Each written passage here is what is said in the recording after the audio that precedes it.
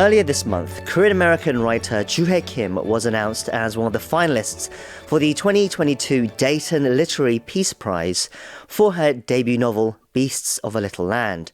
Described as an epic story of love, war and redemption set against the backdrop of the Korean independence movement, it has now been translated into Korean as well, set to be published on September 28th. Tell us more about the book and her expectations for the release in Korea. Ms. Juhea KIM joins us via video now for this week's Touch Base in Seoul. Ms. KIM, hello and welcome to the show. Thank you so much. I'm so happy to be here. Can you first tell us about your beginnings as a writer? I understand that initially you studied fine arts and your debut as a writer came later. I studied art history at Princeton, and I studied my major thinking that I was one day going to work for a museum. But after graduating, I began working for a New York publisher. And while working there, I realized that I do have this passion for writing and for books, but I never thought that I was going to become a writer in my own right.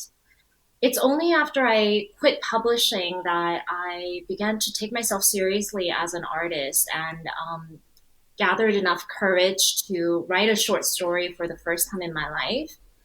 And I ended up sending that short story to an agent that I knew from working in publishing. And she told me that I was clearly a writer, but that she wasn't taking any new clients. And she gave that short story to Jody Khan, who ended up becoming my agent later on. And that first story that I ever wrote, called Body Language, was published by Granta in the UK in 2016 and became my literary debut. So when you were told that you were clearly a writer, how did it feel? Well, it was a huge validation because while I was working in New York as an editorial assistant, at that time I didn't see many people like me getting published. Most of the trendy young authors were white and New York or Brooklyn residing and had a completely different sensibility and background from me. However, it wasn't such a smooth ride into getting an agent. As a matter of fact, when I wrote that short story, Body Language, I was in Chicago for a work trip for a weekend, and I wrote 6,000 words short story very quickly in the hotel room. And I was so proud that I was able to do this for the first time in my life. And on the flight back to New York, I opened my laptop to check the work that I had done, and the entire thing was wiped out. Oh, no. So I thought that this meant that I shouldn't become a writer. When I landed in LaGuardia, it was very cold. There was dirty snow on the ground, and I was so poor that I didn't have money to take a cab all the way back to Harlem. I had to take two different buses at past midnight. And while the bus was going across the bridge into Manhattan, I saw all the beautiful lights of Manhattan, and I thought, you know what, I'm going to rewrite that story from memory. So as soon as I got back to my apartment, I took off all my coat and I started typing like a madwoman all night until 7 a.m. the next day, recreating that story from my memory. And then I had sent that to Gail and Jody. And so every single step of the way, there was something major that happened that made me feel really discouraged. And each time I had to overcome that and tell myself, let's try one more time. Sure, and thankfully you persevered and you had your debut novel that was published last year, Beasts of a Little Land. Can you tell us more about that? My mother's father, so my maternal grandfather, was a messenger for the Korean independence movement. And I grew up hearing his stories, and I had never met him, but it made such an impression on me that someone could believe in a cause bigger than himself and be willing to sacrifice his entire life and everything that he held dear. And that spirit of someone who's so selfless really made a deep impression on me. And one day in early 2016, when I was still struggling as an artist in New York and really surviving on very little money, my agent told me to go write a novel because she said that she couldn't make money by selling short stories. Mm. And I had no idea what to do. And I went running in Fort Tryon Park in the uppermost corner of Manhattan. And it was snowing that day. And while running, I saw this image of a hunter lost in the woods. And into my mind leapt this tiger, this vision. Mm. And while I was still running, I also had these visions of scenes that happened very much later in the book, decades later. For example, the penultimate scene where two very old friends who had been parted for decades finally reunite tearfully. And so I had these ideas and these characters come alive in my head and connect themselves like a constellation. And I ran straight home and I started writing what became the prologue. And what you see in the finished book now is pretty much what I wrote that first day because nobody wanted to touch it. My agent thought it was excellent. My editor said, this is good to print. Mm. And so I worked on the book for about 6 years, but during that time, everything that came to me during that first run really stayed true the whole time. But it sounds like that inspiration came out of nowhere, but I really do think that these stories that I heard about my grandfather came out at that moment as the hunter and the tiger. As we said, it's an epic. It spans almost 50 years, I believe. I have to say, it sounds very ambitious for a debut novel to have this epic story, but also an historical story as well. It sounds like you didn't take the easy route. So you knew about your family's story, but was there a lot of research you had to do into the history as well?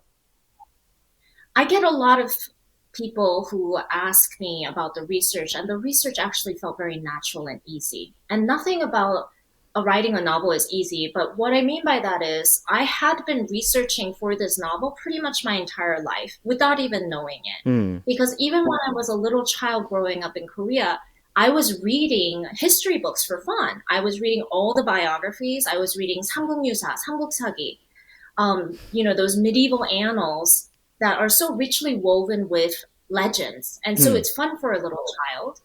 And so I was deeply interested in Korean history from the beginning, and the weaving together of history with the character story, that was the more difficult part.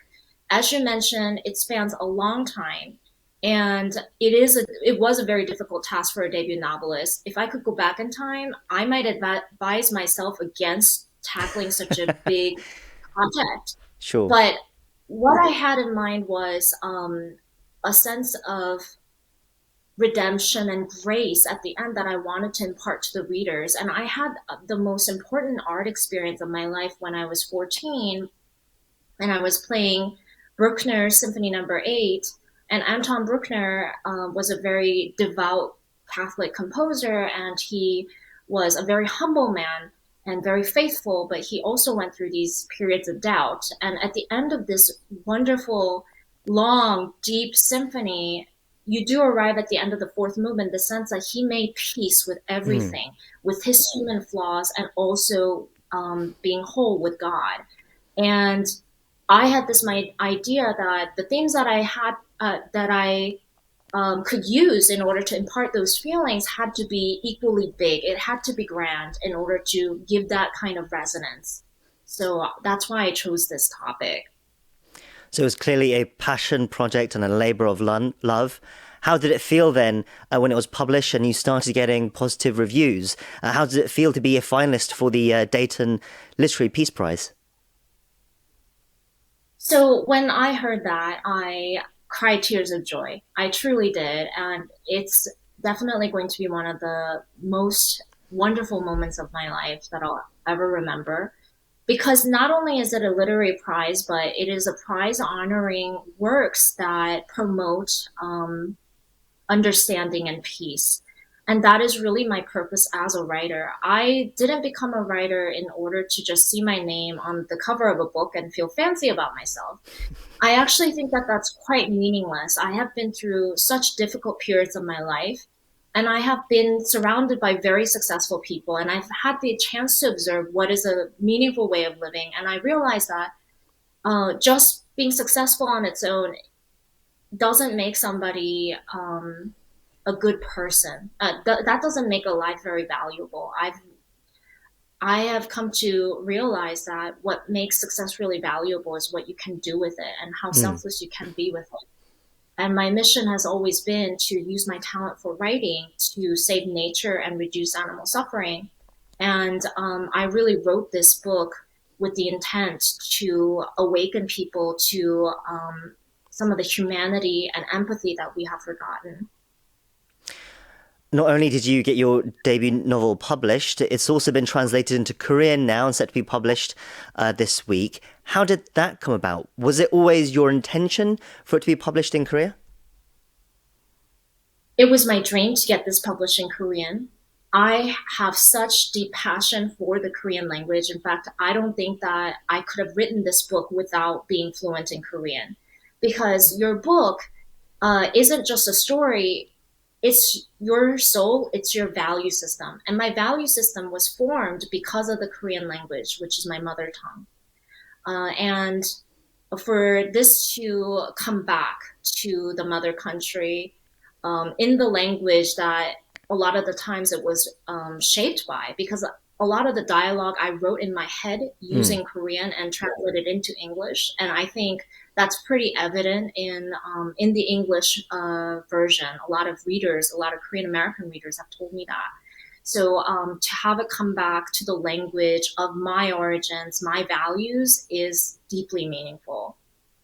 On the Korean book cover, the book is described as a work of Korean narrative that succeeds the bestseller Pachinko, written by fellow Korean American Min Jin Lee. What are your thoughts on this comparison? I think that it's a huge honor to be compared to an international bestseller, an award-winning book. I also think that there are some differences between Pachinko and Beasts of a Little Land. They're definitely distinct works of art. And I think that if Pachinko is a novel about survival for your family, I think Beasts of a Little Land is a story about the fight for your country. So I think that there is that distinction there. Mm. And how do you think Korean readers will react to your book? What do you hope they will take away from it?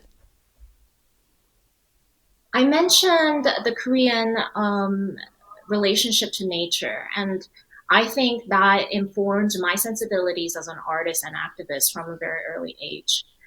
Koreans lived in harmony with the beasts, including the apex predators such as the Siberian tiger, for 5,000 years in an incredibly small landmass. And they were able to do that because they had this innate respect and reverence for nature. They thought of these animals and nature as their cousins, not as something to be conquered or killed. And I would really love for Korean readers to regain that sensibility, that compassion that is often lost in modern Korean society. I do know that contemporary Korean literature tends to emphasize different themes than the ones that are covered in Beasts of a Little Land. It's a hyper competitive society, a land that's been raised and rebuilt many times since even I have left Korea in Mm. 1996. And the themes that are most commonly dealt with are over competition, sexism, patriarchy, extreme inequality between the wealthy and the poor. And these are all very important things, but I do think that by reconnecting ourselves to nature, we can regain something that's very precious and very unique to the Korean people. Sure, I'm sure Korean readers will be very eager to dive into the book and see what you have to say. Finally, very briefly, what's next for you? I believe one of your short stories, Biodome, is also being developed into a TV series as well. Well, because of the contract, how Hollywood works, I can't really speak much about it in Sure. publicly. But I hope to really develop Beasts of a Little Land into an adaptation, actually, because so many people have told me that this is incredibly cinematic, and I agree. I'm a very visual writer, and I could see the narrative while I was writing it.